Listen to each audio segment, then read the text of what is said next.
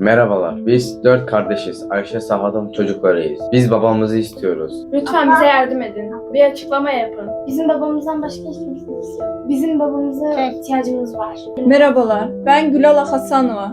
Alişer Sahatov'un eşiyim. 4 çocuk annesiyim. Hiçbir yetkili açıklama yapmıyor. Eşim hiç kimsesiz değil ki.